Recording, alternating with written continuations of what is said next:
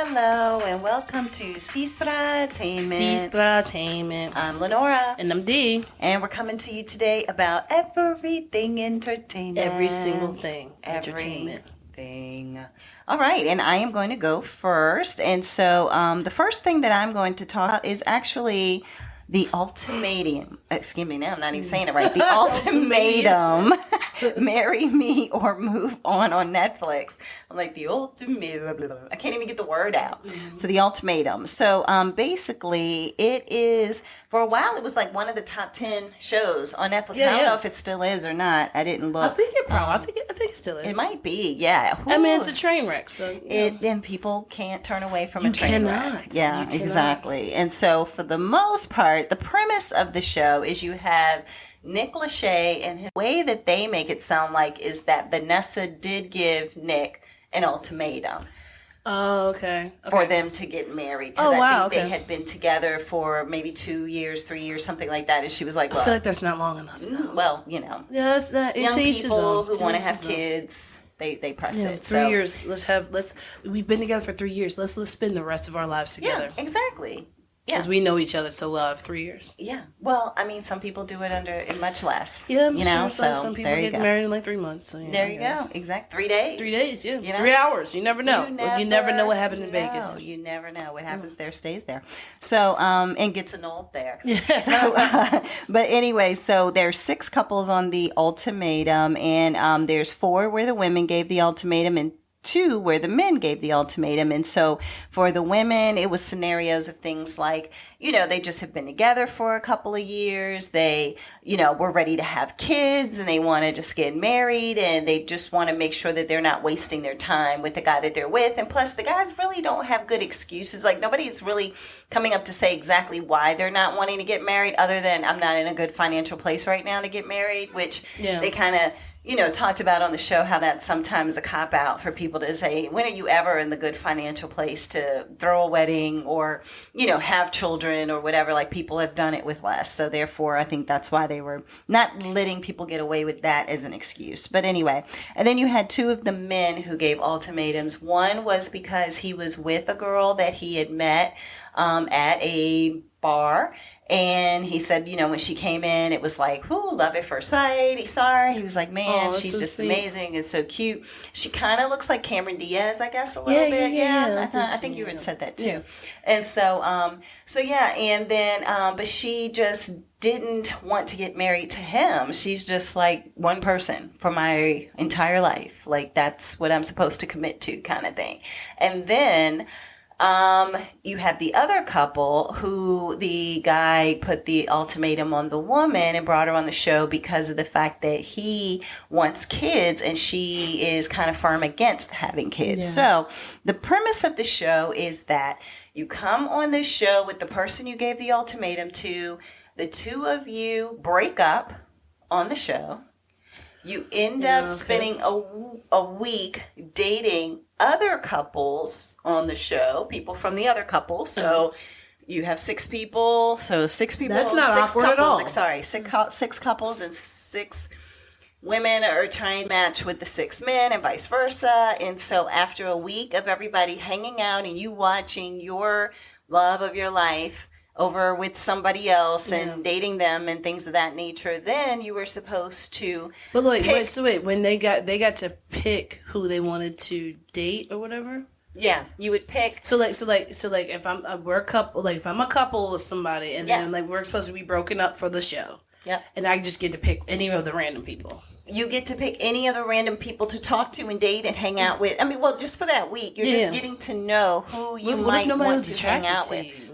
You just end up getting tossed with the person who's left. I mean, that's basically what happens. So, so anyway. It's like you'll be great friends. Well, So anyway, what happens is, or could they fall in love because they didn't choose each other and maybe have a bad picker? Yeah, true. You might just have a bad picker. So therefore, that's true, somebody throwing you in an opportunity of just getting to know someone, you might just be like, oh my God, I really like this person. Yeah, exactly. So, but anywho, regarding the week, so during that week, you have the couples who mix and mingle with other couples, and then you can like see them like checking out, like, oh, why is he laughing at her joke? Like, that's so stupid. Like, I can't stand her. And then, oh, why is she thinking that, why is she grabbing his arm and his muscles or whatever? So, you have the same couples who came there in love a week before and now watching the person you came there with dating somebody else. And then the ultimatum kind of takes a turn where one of the folks from the couple has to decide who they want to spend the next 3 weeks living with as a couple. Like, almost like you're married, basically. So you're in this relationship with this person for 3 straight weeks. So if I picked a different person, then I am with that person 24, well, not 24/7 basically, but you're basically spending all my time person. with this You're person. spending all your time with that person. And oh, by the way, all the couples are still in the same place. So therefore, you're still going to see your person with somebody else like their husband and wife. So that way it helps you to see, am I jealous with this? Am I okay with this? Am I losing a good thing and I need to get off the pot and go ahead and marry this woman because I don't like seeing her with somebody else? Or is it, whatever the case may be. And so the show has a lot of interesting twists and turns. Sounds like it. And then after you do the 3 weeks with the person who you think you see an attraction to, let's put it that way. Okay. Something about them, whether it's physical or, emotional communication, things of that nature. Then you go back to your partner for 3 weeks. So they're just trying to confuse you. Yeah, no. It's basically a week apart, like you're broken up. I know, but so you can date. Stress that's coming. Oh, the stress is insane. How did it? God, and then it's mix and match with somebody else for 3 weeks, and then go back to your person. And do you miss the person you mixed and matched with during those 3 weeks when you're back with your person? Yeah. Are you glad to be back with your person? Are both of you glad to be back together? Or is one of you glad to be back together and the other one is like, why am I even with you? This other person showed me so much more. Yeah. So I think it's supposed to be a way to help people to know what they already have in a very forced, I guess, environment, like quick enforced environment of, okay, you now know what you have with this new information. And comparing it to who you would spend your time with, what is your decision? And then a decision is made, either whether it's getting engaged, breaking up, staying the same, whatever. It wasn't a lot when you watch it, though. It's a lot with me probably explaining. No, I mean, I feel like it's a lot just to sit there and watch these people just pretend like they want to be in a little date with this person because the producers are making you do it. And then it's like, now you're going to have like the producer behind you, like, and the cameraman watching you watch your significant other. I don't even think I don't think it didn't, some of it of course is forced in these things with The Bachelor and everything else. But part of it, like you saw when certain people walked in that the women were like, oh yeah, that's the one I'm going to pick there.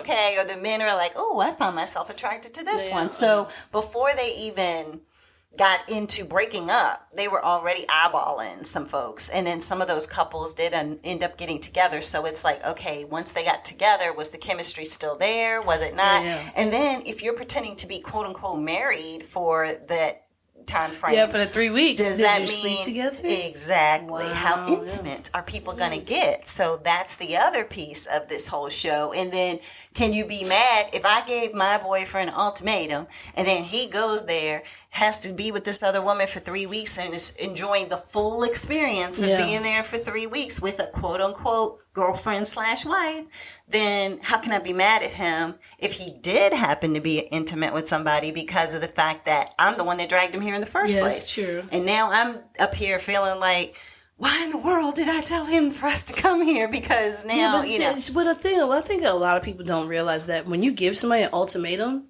they're going to be like that to me, that would be like something that's just like, oh yeah, okay, so yeah, no, it's not going to work. But see, everybody's not that way. Yeah. Some people, when it's they like get we're either going to get married now, you're never going to have me again. I kind of be like, I told you I ain't want to get married, so Yeah, am I staying here? Are you moving? Am I moving? Just trying to figure out what's going on. Yeah, what's going to happen next? Yeah. Thank you for pressing me on this. This is what I wanted to talk to you about anyway. Yeah. Over breakfast. Over breakfast.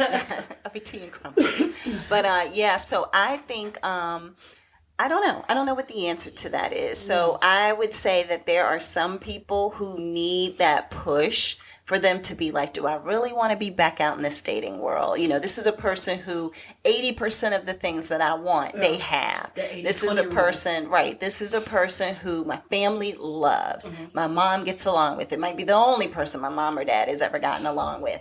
This is a person who, you know, loves my kid or whatever. I mean, you know, there's all these different things and emotions that go into it. It's not just as much, oh yeah, we've been together this long, you're putting pressure on me, I'm out. Like, I don't think it's always that cut and dry. Yeah. You know? So, I think that it's just... But were any of the relationships long? Like, really long? Most of the relationships were just like a few years that I can remember. I can't remember if everything was... or whatever. Yeah, okay. I mean, it wasn't any 50-year-olds or 40-year-olds on there. I mean, it wasn't like anybody like my maternal clock is ticking, so that's why I want to get married. Well, all of them feel that way because even in 20s, everybody feels like I need to have kids before I'm too old in my 30s. Yeah, so, you know, which, I mean, some people do have problems conceiving in their 30s, so there's that. So, yeah, you just never know. So, anyway, but yeah, so that's the one I wanted to talk about, The Ultimatum. All right. So, yeah, on Netflix. On Netflix. Yeah. All right. So, today is going to be my HBO Max day. Okay. Oh, okay. Everything I want to talk about is on HBO Max. Okay, sounds great. And I love it. Okay. I'm here for it. So, first thing I want to talk about is the Black Lady Sketch Show. Oh, yeah. All right. So, I have mixed feelings about this show. Okay. I want to support it with everything in me. Mm-hmm. Okay. But then also, it's like, it's funny, but it's not like funny. But then I guess it's like, how do I explain it? If you have any like sketch comedy show, I guess it's gonna kind of be kind of funny, but not really funny. It's kind of like a SNL type thing where it's like it's kind of funny, but it's not really that funny. Mm-hmm. It's more corny than funny. Mm-hmm. Yeah, so I'm like, that's what I get from it, but I'm supporting it all the way. The actresses on point. Right. Yeah. So just to give a little information about this, so it's a 30-minute sketch show with all Black women in the cast. Okay. Yep. Robin Thede is the creator and the actress, and she also has Ashley Nicole Black as one of her I guess improv / one of the people that work with her. Oh, somebody who works with her. Sorry. Yeah. Okay. So you have Ashley Nicole Black. You have Sky Townsend, who is the daughter of Robert Townsend. Oh, okay, yeah. cool. I'm gonna get you something. And I feel like they're pushing her forward because I feel like this season she's more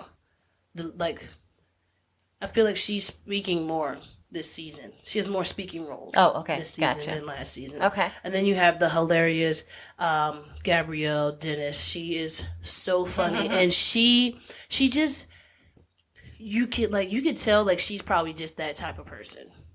She's not acting as much. She's not acting as much as she is just her being her. Right. You know what I'm saying? Or she's doing a very, very fantastic job of acting like maybe her sister. I don't know. So season 1, so this is now on season 2, but season 1, it did have Quinta Brunson, who is on. She created Abbott Elementary, and then BuzzFeed and a bunch of different memes and things. I saw that she has a book that says she memes well.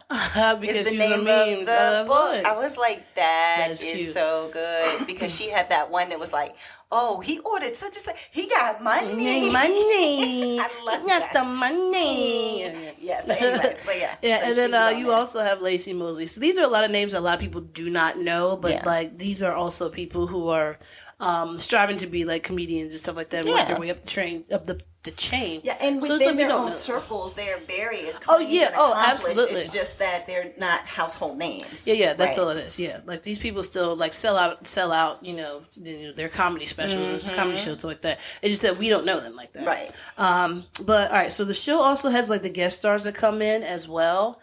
And my thing is, if you can get Patti LaBelle to be in your sketch. Yeah, no, that's right. You've made it. That was a good sketch. You have made it. I love you. Yeah. Like, yes, you have made it. Okay.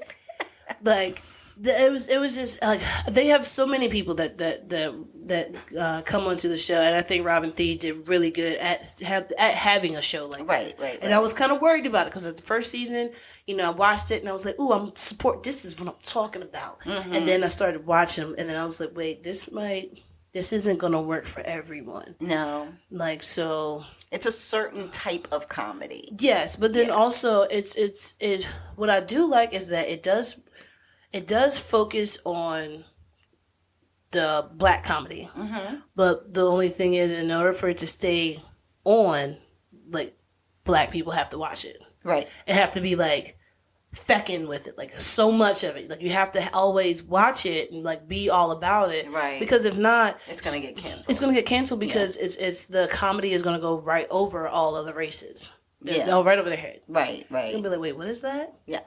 Like, what is Murray's? Murray's, is that Grease? Pomade. What is it? Wait, what is yeah. that? Nobody's gonna know that stuff. Right. It's only gonna be like black people know that. You know what I'm saying? Like, so it is directed to black people, which I love, but then I also wish that like, it did have some other things in it to bring in other audiences. Right. But that may be what they want to focus on because the name of it is the black. Yeah. Yeah. But see, what I think the Black Lady sketch show is because all the cast is black ladies. Right, but I'm saying if you have a cast of black ladies and writing from black ladies, then it's going to probably be something just that for speaks black ladies to mostly black ladies. No, I understand. I mean, it might speak to some black men too, but it's probably not going to, like you say, speak to everyone because that's not even who they're trying to target or focus on. And like some of the sketches that I've watched is like, they're at a strip club. Ladies are at a strip club. It's supposed to be somebody's bachelorette party. Okay. And then they're like coming to the stage and they name off like Jimothy James Johnson Jones or something like that. And the dude comes up. And it's like a dude who's like dressed in like 70s gear. Like he got bell bottom pants on. He got like the wide lapel on his stuff. Mm-hmm. And he got like the curly hair, like Afro sheen type. Okay.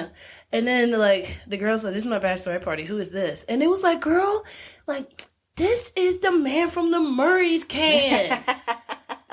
I love it. It was so funny. But it's like, who cares? No, I know exactly. But then what ends up happening is like it goes too extra. But then it's like hilarious. Why would you have the man from the Murray's can? That is so funny. Mm-hmm. And then as you're watching it, it's like, wait, why is the guy from the Murray's can like spinning around on the pole? Right. Exactly. I like that.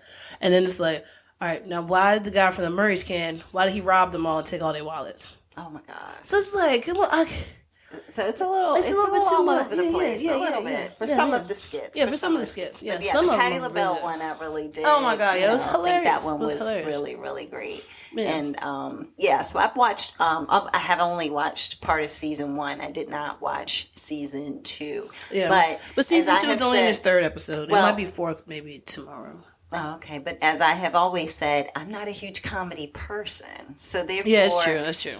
It's hard for me to watch comedy that is not, like, if it's not funny to people who love comedy, then for me, it's going to be harder for me to watch. And I'm just going to feel like, okay, I'm doing this out of support, you're not a person solidarity, but I'm not really doing it because I'm enjoying it or getting anything out of it. So, but no, I'm liking it. I do like the fact that that Scott Townsend being probably the youngest cast member, they are giving her more roles, so she's getting out there more, and she's funny. She is funny. She's funny. She does follow the steps of her father. Another one that really stood out was like how the episode was called Black Lady Courtroom. Oh yeah, see that's whenever Black Lady Courtroom. Black Lady Courtroom. Yeah. So, right. But then I think that was from the first season too, right? Yeah, I watched that one too. Yeah. And that one is just like it is like how black people are when they get excited and be like, "Look at you, okay? Oh, you okay, black lady judge? Yeah. Okay, black lady defendant? You know what I'm saying? Like prosecutor, something like that. Okay, black lady plaintiff. Okay, black lady bailiff. Yeah, everybody in the court that had to have any role, especially roles of prominence. So the lawyers, the lawyers, judge, the bailiff, everybody in there was a black lady. Yes. Yeah. Loved it. And then it was like, okay. And then... Well, and it's like, and they probably got that idea because they'll do that now if it's a flight and it's all black people. I know. Or, you know, and it's... You get so excited. Or if it is well, like how it was for all the Miss Americas, like the Miss America, the Miss USA, and the Miss USA, and like all of them were African-American or of African descent, I guess I should say. So, but yeah, it was just like, oh, this is something to be excited about and something to be acknowledged. So that's the thing that I do like about it. But I don't know. I mean, like, it just, I don't know. It speaks to me because I like it. I would definitely like. I want the show to keep going, but I would like for the cast to be more than like just the four of them. Okay. You know what I'm saying? Like, bring on some more people and, like, make it, like, a big sketch show so where it's not just the four of y'all playing same roles. Like, different roles. Different roles with the same people. Yeah. You could get, like, a whole bunch of, like, you know. And it's probably a small budget show for HBO, and that helps to keep it on because it's only 4 people on the cast. So, therefore, and the special guest, I guess you would say. And then also, like, the set for one of them, like, for for season 1 and season 2, the main set is, remember, it's like an apocalypse. So they're all stuck in one place. One room. I mean, well, like for 3 rooms, a house or something like that. Yeah, so I mean, you know, so that is something. But no, it is, I do like the show. It's missing a little something, but it's going to get there. It's going to get there. I believe in it. Yeah. I believe in you, Robin Thede. But anyway, definitely check it out. Black Lady Sketch Show on HBO Max. All right, great. So what you got coming up next? I have the Queen of Versailles. Oh, okay. The Queen of Versailles. So that is on Discovery Plus. Nice. And so basically, it's the story. Well, let me go back and say the one that I've been watching is The Queen of Versailles Reigns Again. So this is like the second season of this show. Okay. But basically, it's about the story of David and Jackie Siegel. And David is the founder of the largest timeshare company in the world, billion-dollar corporation. Yeah. So I was going to say multi-millions, but it's in the billions. The Westgate Hotel out in Vegas, he is the person who pretty much like backwards, forwards, like has everything in regard to that. Yep, it's it's a docu-series. Docu-series, okay. Yeah, docu-series, I guess you would say. So anyway, they're multi, I guess millionaires or maybe even a billionaire, I'm not sure. So therefore, they have started this work in the 2000, in actual 2000, so now 22 years ago, to build the largest home in America. They said it didn't start off as being that they wanted to build the largest home in America. But, I mean, as you just start building, it just got bigger and bigger and bigger. So it's bigger than the White House. It's going That's already too much. That is already too much. Yeah. So your house is bigger than the White House. Yeah. Mm-hmm. Exactly. So what it is that they said that it's a 90,000 square foot house. Now, normal people would say, oh, if you have a 5,000 square foot house as a regular average layman person, that's pretty good, a 5,000 square foot home. Some people, get 7, maybe 10,000 square feet. They're doing 90,000 square feet. So basically, she said it's the size of a super Walmart.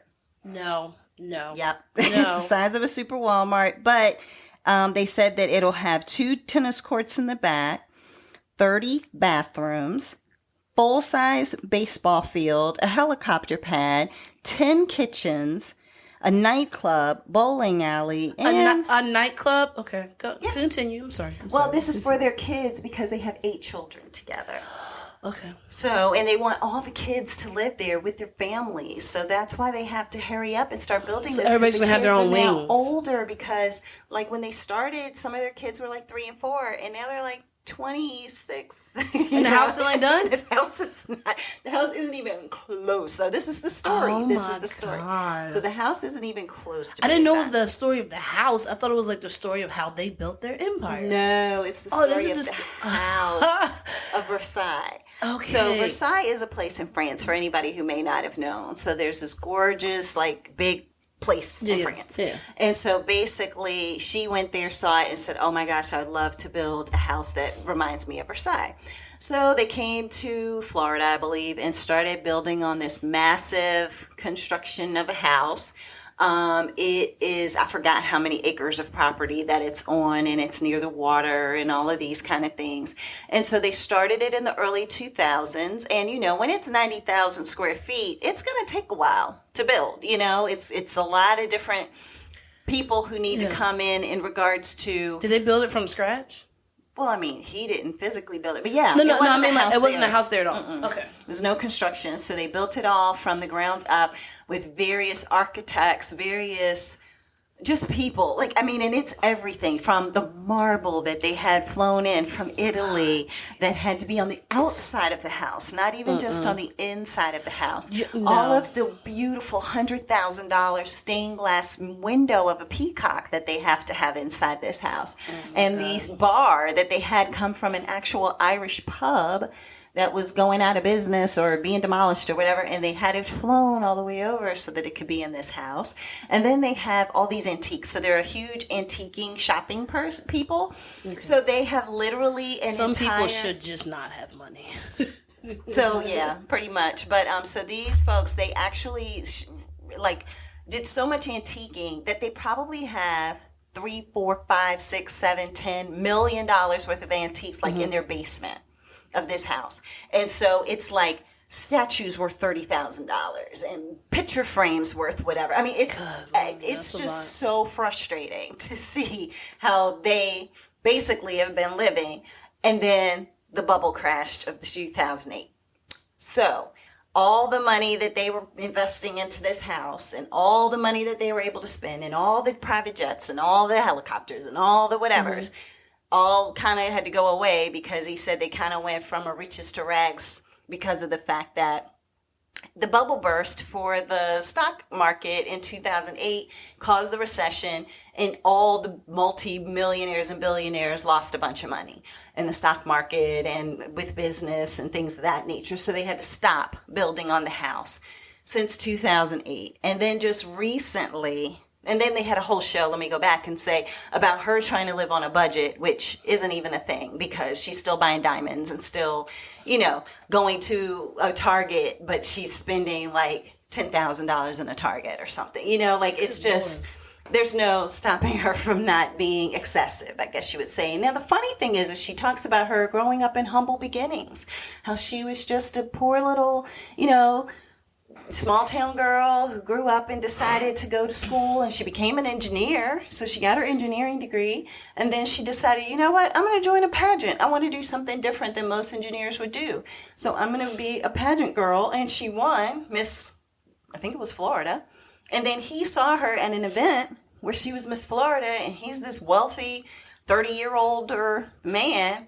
And he said it was 30 years older than her. Yeah, so he said it was love at first sight, and he ended up, they ended up getting together, getting married, and having 8 children, and the whole 9 years. I think a set of twins or something is in there, and everything is just over the top and excessive. So in this second season where she reigns, the Queen of Versailles, he's in the hospital for the past couple of episodes that I've been watching, and I'm like, so she's not going to go visit him in the hospital? She's not going to see him? Every time I see her, she's with other people. She's having a great time. She's in a Bentley. She's in a helicopter flying into the location. And then, people who had to deal with traffic, she's just in front of them like, oh, it's no better way to travel than by helicopter with all this traffic. God. And I'm like, you're so obnoxious.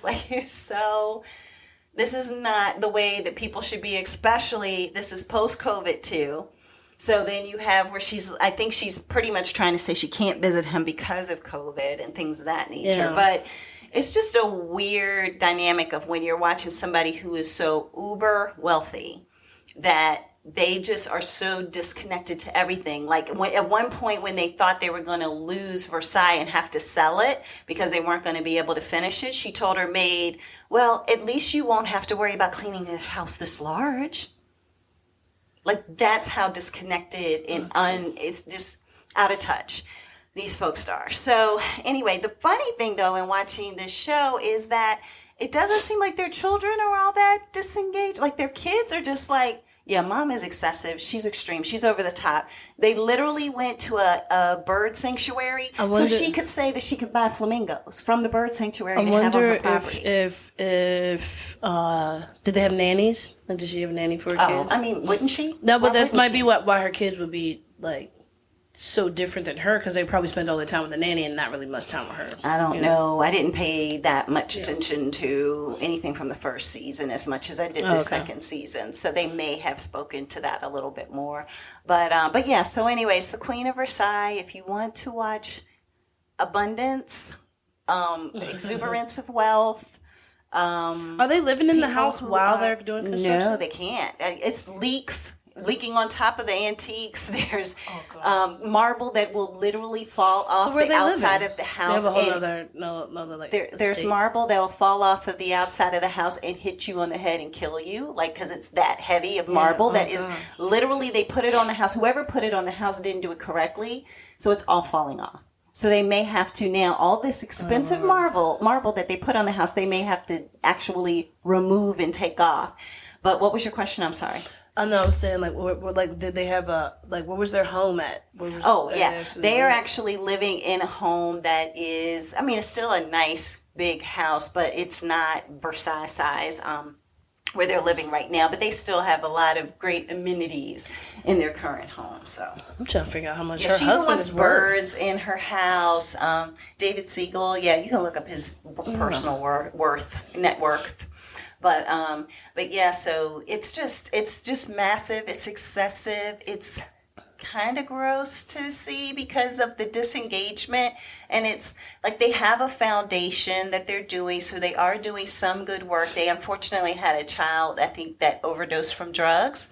So they have a foundation in their daughter's name, and they'll go and do speaking engagements and things like that. But outside of that kind of activity that helps you to see that, okay, they are kind of, they got it, together a little bit, then there's just the excessiveness of everything else. Yeah, he's worth $500 million. Oh, okay.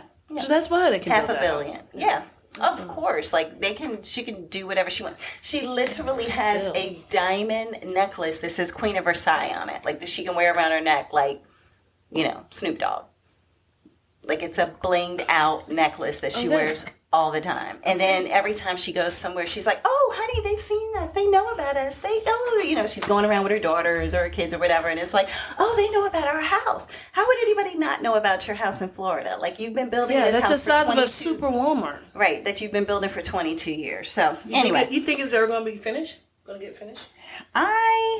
Well, in this particular season, she is saying that she wanted to have the house finished by a New Year's Eve party, and everybody looked at her like, say what now? It's not going to happen. So, yeah, because they were like, it's not realistic, but she's feeling like, well, I have to do this while my husband's in the hospital. He wants this house completed, so I'm going to stay on top of it, and I'm going to be responsible for making sure everything is done. But, of course, that's before they find out that the marble is going to fall off and hit somebody in the head at the New Year's Eve party if they continue to do that. So, and if they have to take it all down and put it back up, that's millions of dollars of work that happened that they'll have to take down and then have happen again right way. I feel like they shouldn't have to do all of that. That's what insurance is for the person who put it up the wrong way.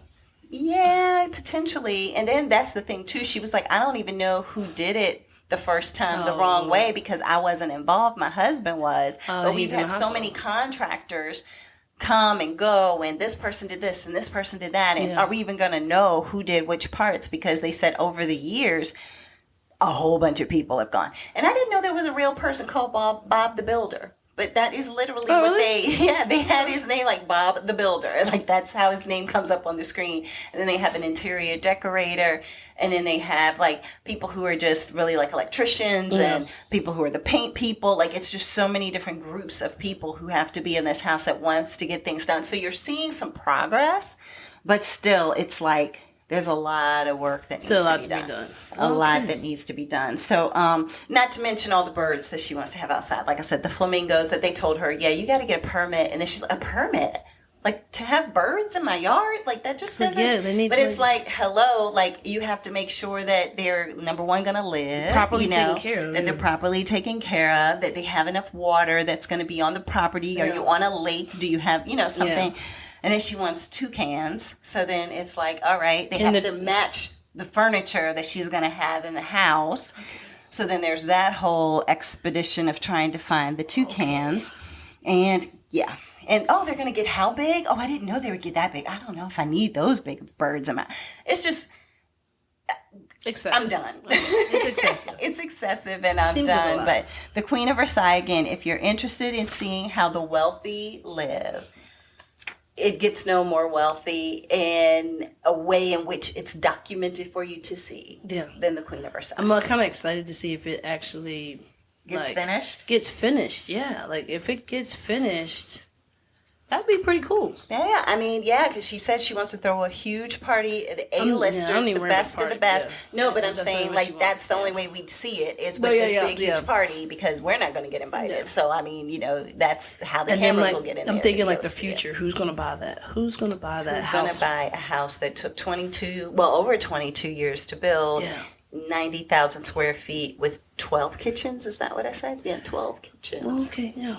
Yeah, and with 30 bathrooms? And how much staff are they going to have on site in that house to keep it running and functional and operational? I don't even know. Like, 30 bathrooms. How do you even pay attention to how much stuff So if you have 30 bathrooms, how many bedrooms do you need to have? Because you're not going to have 40. More bathrooms than bedrooms. It's probably 40, 50, 45. Oh, my gosh. So it's a hotel.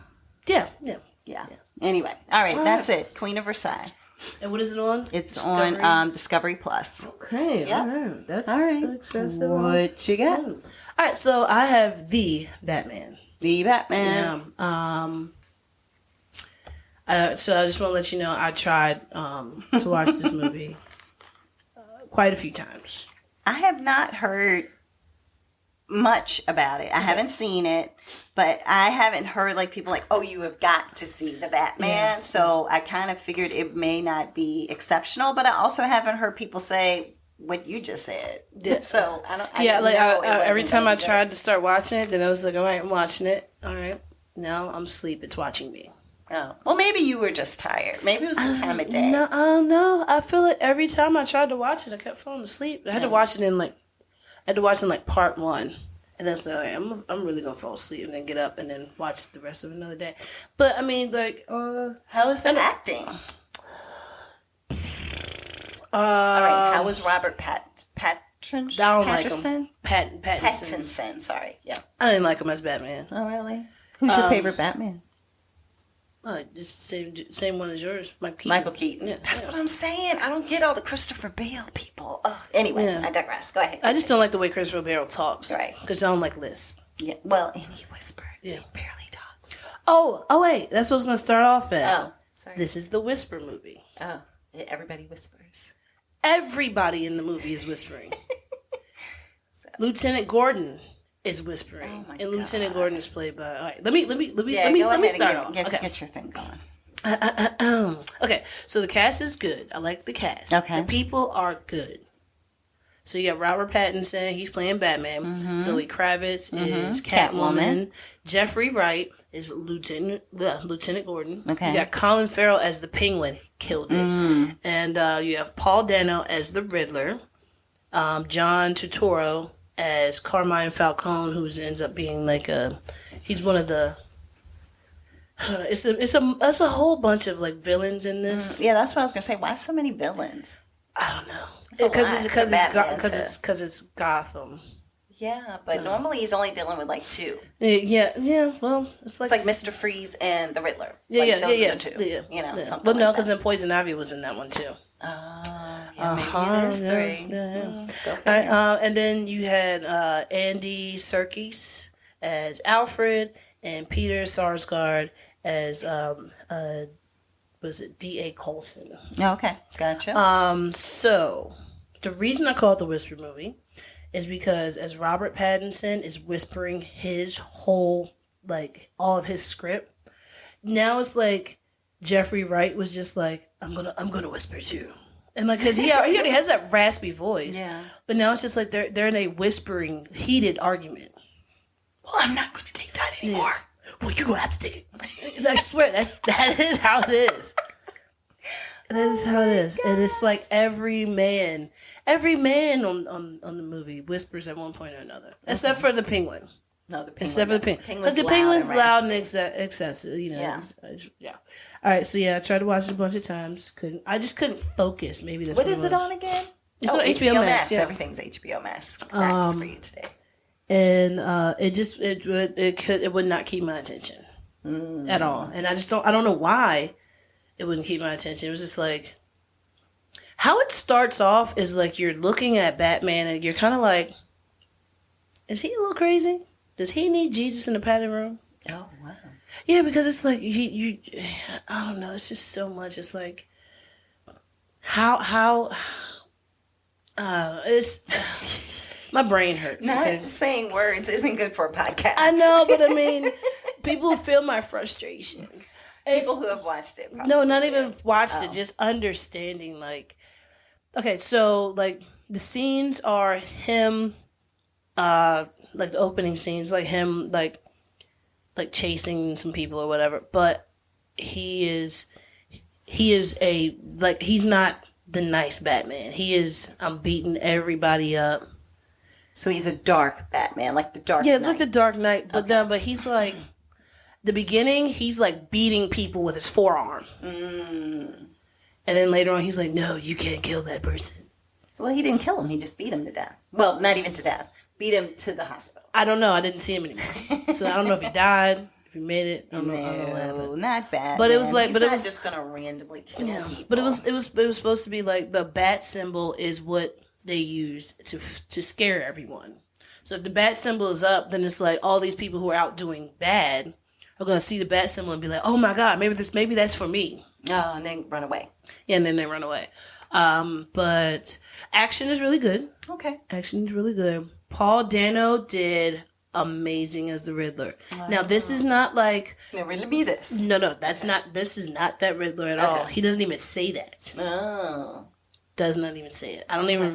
the guy who's playing the Joker, who I found out... I'm going to get into that in a second. Okay. But there's a... but, yeah, I didn't hear him say riddle me this. He has a... The way they have him in the movie is like he is kind of coming off as Jigsaw from the Saw movies. He is like a diabolical mastermind. Yes. Okay. Yes, and for some reason, I barely watched the Saw movie. And for some reason, Batman just happens to know all of his riddles. Of course, figure it out because he's a genius. Why do you think he has the cave with all of the fun toys in there? I thought Alfred made all that stuff. Well, it's probably the two of them together. Yeah. His money paid for it. Alfred put it together, possibly. And then, like, so in this one, Alfred is not actually like his butler. Actually, Alfred is kind of like a family member. Like his Uncle Alfred. Yeah. Uncle Al. Okay. Yeah. And like I feel like Alfred in this movie is what Jeffrey is in the New Bel-Air. He's the fixer. I'm here to protect. I'm here to look out for y'all. I'm fixing things. That's how he comes off. But what was really awesome also was the Batmobile. Oh, yeah. The new. Okay, so the new one, like it didn't. It's not a lot of gadgets in this. Okay. Like in this one, like the other ones were. But the new Batmobile is a 1970 Challenger. Like the same, I think it's the same car that, what's his name, Vin Diesel drove in like Fast and Furious, the big black car. You know? So it's that, but then they have supposedly, it's a Tesla motor in it. Yeah. So I mean, like when you look at it, it's badass. It's nice. It is really nice. But you see it at night because everything happens at night. So you see it at night and you can't really visualize it. But I did look it up online and it looks pretty sweet. Okay. Colin Farrell. Let me tell you about this man. He plays the Penguin so good. To a T. So good. Oh, wow. Like, so, because, like, the older Penguin, when it was Danny DeVito, it was, like, funny-ish. Yeah. He's walking around, wah, wah, wah, wah. It's none of that. He, like, nothing says that he's a penguin. He doesn't have, like, the penguin hands or anything like the other movies. He's just a guy. It's kind of like Just a the fat guy. penguin who, well, wasn't fat, but the penguin who was in Gotham, the TV show. Oh, see, Remember, I never watched that. Oh, yeah, he wasn't like the penguin, but that's what they called him. Yeah, his name, So, I mean, like, and then so what they did with Colin is they put all this prosthetics on him and made him like 300 pounds. And he's a fit guy. So, that's a lot for him to carry around and everything. But, like, when you look at it, you can't even tell that's him. Wow. They did really good about that. Okay. It's kind of like he lost himself in that character. role. All right, now Zoe Kravitz. She's playing Catwoman. She did great as Catwoman. I loved it. Like the scenes, like the fight scenes were on point. Like I don't know if she did it like herself as far as like her stunts or whatever, but it was awesome. Like even how she walked and stuff like that, really neat. Nothing was how when they had Halle Berry being Catwoman. Oh yeah. And then they kind of like made her like kind of like CGI'd into like where she's walking like a cat. None of that. She doesn't even have cat ears. She has a scully on. She has like a hat on that she wears in the wintertime. And then she has like the eye, like she pulls it down to her nose and then cuts out a oval shape for the eyes. Got it. And that's it. And it's just like two corners that sit up here to make it look like a cat. So yeah. But there is something missing with her. With her Catwoman? With I don't know if something is missing. Yeah, something is missing there. I don't know what it is. I can't quite point it out. I don't know if it's the script. Is it the acting? I can't tell. But it's like something there is missing. But I don't know. Somebody's going to tell me what it is. Okay. And then, excuse me, Robert Pattinson as Batman. Not feeling it at all. Okay. I don't like it. I don't know. He's doing like this weird stuff with his eyes that makes you think like, hey, maybe you really do need to go get checked out. Like, But is he trying to be so expressive with his eyes because he can't use so much of his face because he's got the mask on? Well, like, so you only actually see like Bruce Wayne in the movie like a handful of times. Right, but I'm saying if he has the mask on, is that why he's doing the eye work so much? Or when the eye work when he's Bruce Wayne, he looks insane. And then he has like this drabby hair that just comes down to like his cheekbones and like I don't know, like he looks kind of like an emo kid. Oh, it's kind of like the Heath Ledger as a Batman. As Joker. Well, how he was as Joker, but I'm saying like if he were the Batman-ish, Joker-ish kind of it's just weird, and I wasn't feeling it. I mean, I don't know. Yeah, okay.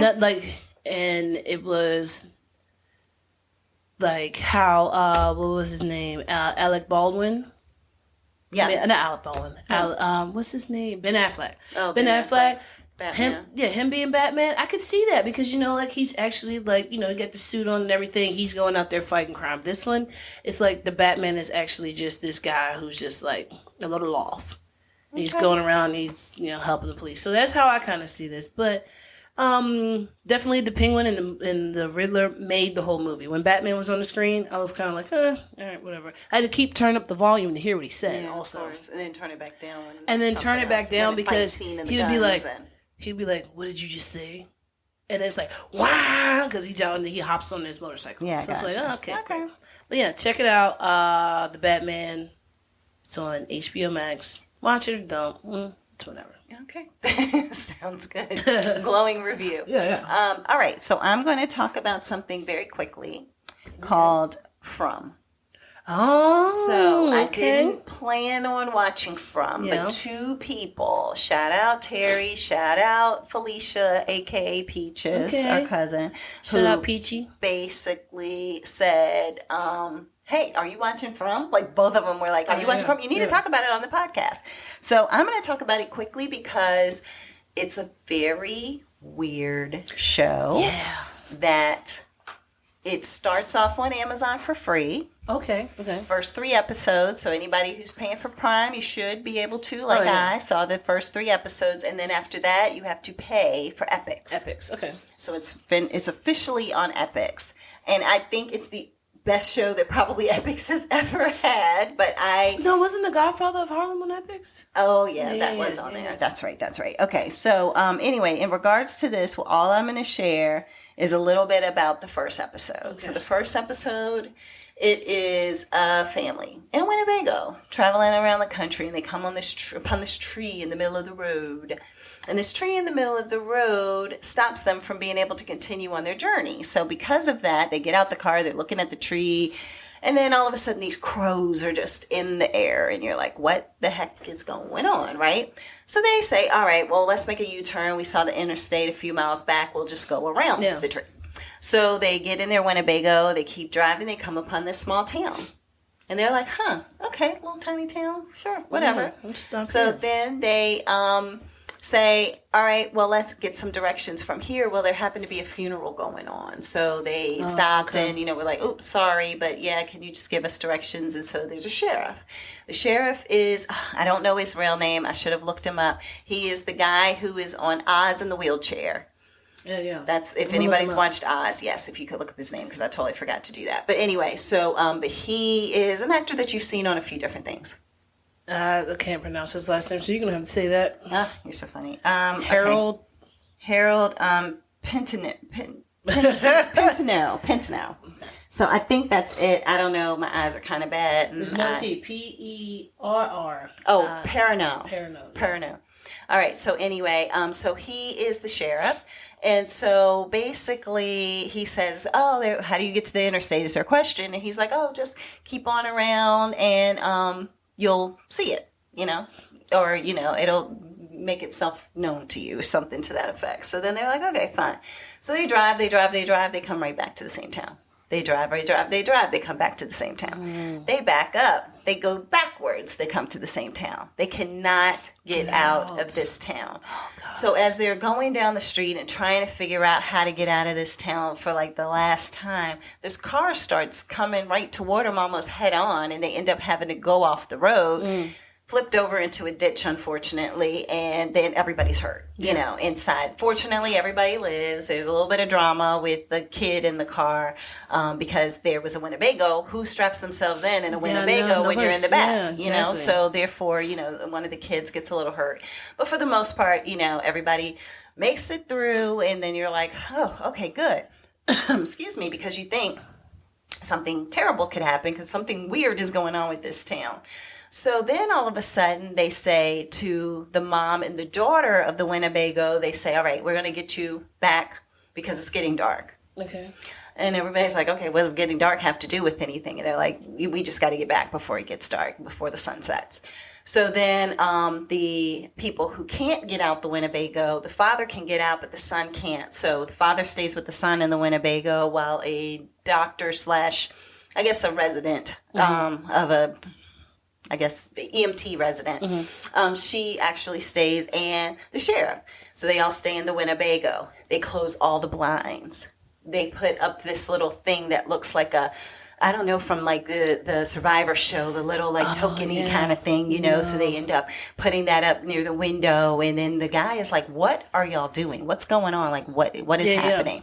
Yeah. And so they were like, look, let's just stay focused. Whatever you do, don't listen to the whispers. Don't listen to whatever. The whispers? No. Yeah. So then all of a sudden, he's looking out this window and he just sees people kind of coming towards the thing from outside, Now, meanwhile, while some of this is going on, and I guess actually part of this was a little bit earlier, so I'm a little bit out of sync with it, but there's a scenario where the father gets drunk at a bar or somewhere.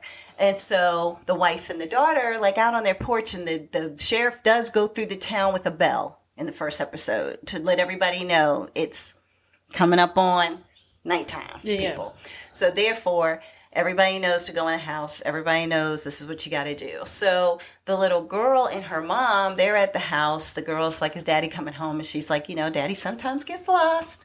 Meaning daddy stays drunk, So therefore, the mother and the daughter are there.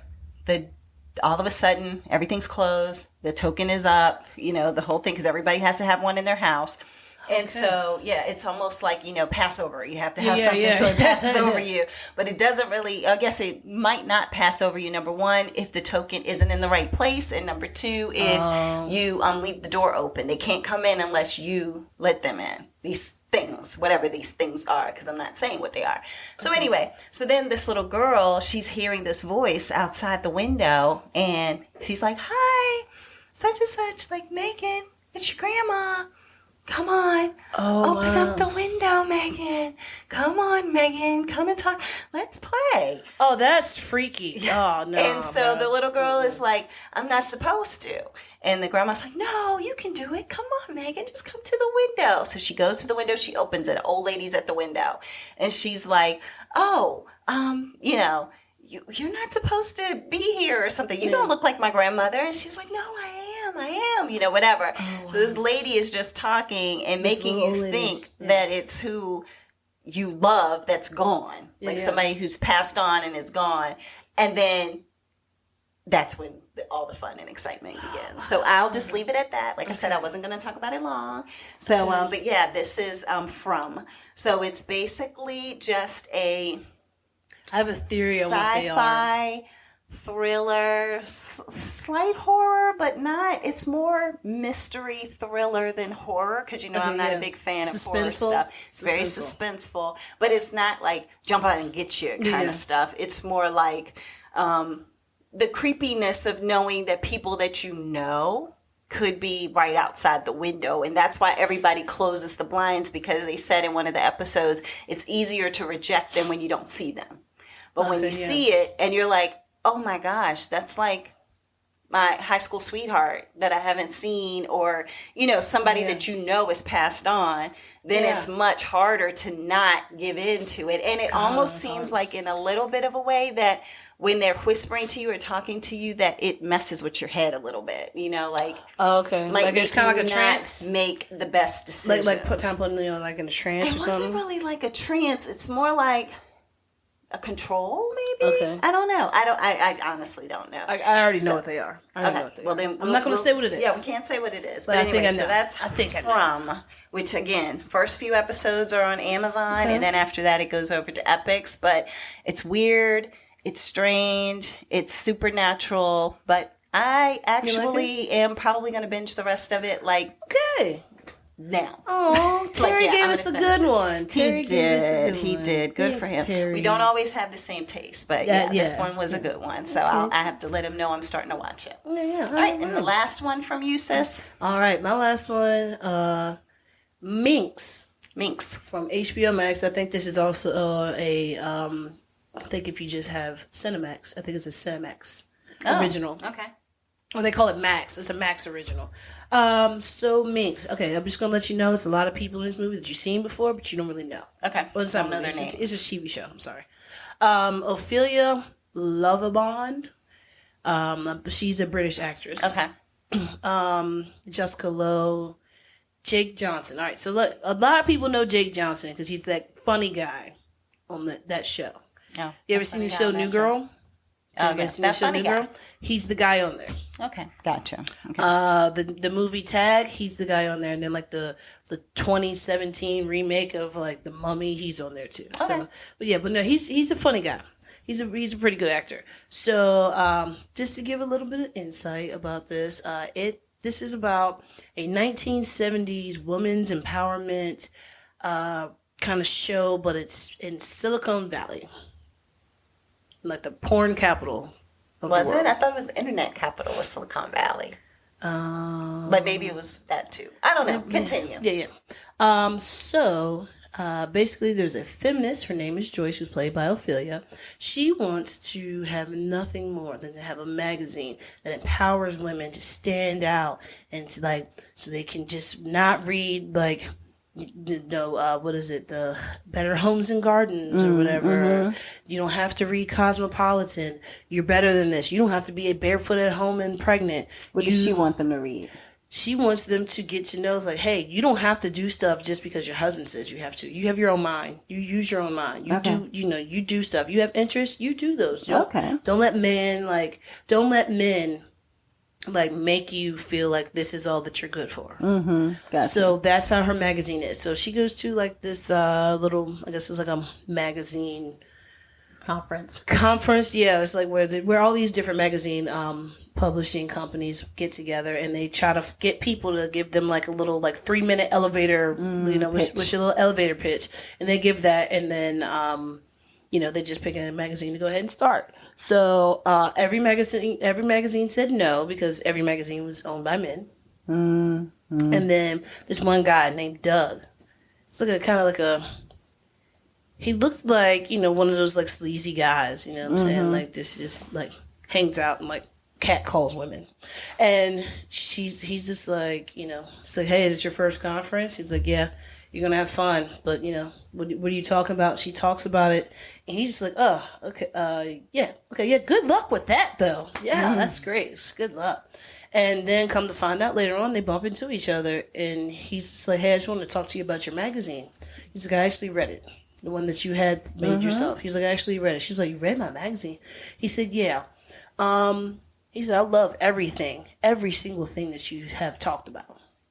I love it. I am for you. He's like, but the thing is, to get you out, you need some kind of, like, was it stick? Like, what is it? What's going to be your thing? Right. And she was just like, well, I don't know. Like, I can just go ahead and do this and do that. He said, no.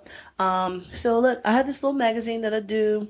We take pictures and stuff like that, and blah, blah, blah. She shows up, and he is like he's trying to be like Playboy and Hustler. Yeah, like Larry Flint and Hugh Hefner all together. Yeah, and it's like his is like named Jugs or something like that. I can't remember what the name. Like, but he has a couple of different magazines. So she walks in and she sees all these people that are naked, like they're doing all this crazy stuff. Like, why? What is going on? He's just like, oh yeah, come on in. And she's like, what? I don't think I'm supposed to be here. He said, look, I got something for you. The way that you can go ahead and get people's attention and get women to get back their power is you go ahead and let's get a guy, a little nice looking guy to be like a centerfold. And she's just like, what? Are you insane? No, I don't think so. That's what I'm saying. She was like, no, I don't think so. She was like, feminists do not want to see, my people that I know do not want to see that. Yeah. They want to hear the good facts. They want to hear blah, blah, blah, blah, blah, blah. And it's like, you don't know your people. Yeah, you don't know your people. Because it's just like the same way that like the men look at these magazines of the women, like, being in Playboy and stuff like that. Right. They're not thinking about how smart these people are. They're just like, oh yeah, it's a picture. So what it is that they ended up doing it. Had the guy as a centerfold. Yeah, and I just want to say, I've never seen so many penises before in my life. Oh, really? On a TV show? Oh, my God. Oh, gosh. Yeah. There was it was so many because they had to get people to model. So they had to get all the guys were coming in. Do they have to show all of that? I mean, well, I can be a prude, so maybe it's Skinemax. So I guess they get to do. Yeah, that's right. I forgot you said it's that. NC-17 or AKA you're going to see some things. Yeah. So, I mean, they even had it to where it was like a grid across the TV of like 6 across and like 4 down. And all you see is penis. Wow. Yeah, I threw up in my mouth and then I swallowed it. It's okay. It's fine. And then I got past it. Yeah, I don't think the lesbian sees that many penises on an absolutely average basis. Not. Well, absolutely not. No. But yeah, I was just like, what? Okay. There's another one. Oh God, there's another one. Yeah, it's a bit much. But the show itself is really good. It's really good. But then the guy, he put so much money into the magazine because he just believed in it so much. He said, "Oh, I already know that this is." So you're empowering women by objectifying men. Yes, got it. And she was like, "No, that's not going to work." And then she realized it. And then, right when she was about to pull the magazine, I think it was Cosmopolitan. Put out what's his name, Smokey and the Bandit with Burt Reynolds. Burt Reynolds, yeah. Burt Reynolds laying on a bearskin rug, butt naked with like a cigar and like whatever, and his legs crossed and like I don't know something and like then a bottle of liquor. Oh, this will work. Yeah, and all these women established. Yeah. So and then she comes in, she's like, okay, I think I want to do it. He said, oh. So because Cosmopolitan put a yeah. naked person in there, you just want to follow that trend instead of having your own thing. Trend that you could have And started. she's like, okay, I'm sorry, I apologize, blah, blah, blah. And they go through it, and now magazine is blowing up. Like, one day, they go, there's, like, the magazine, like, people are taking the magazine, it's, like, still tied up in, like, a little bundle. And they're taking the whole bundle? No, that wasn't even that. Like, that was the first day. And then it comes to find out that it was, like, some mafia stuff where it was involved. Okay. And the mafia pulled it. Oh, gotcha. Okay. Then, after they fixed, like, they talked to the mafia people...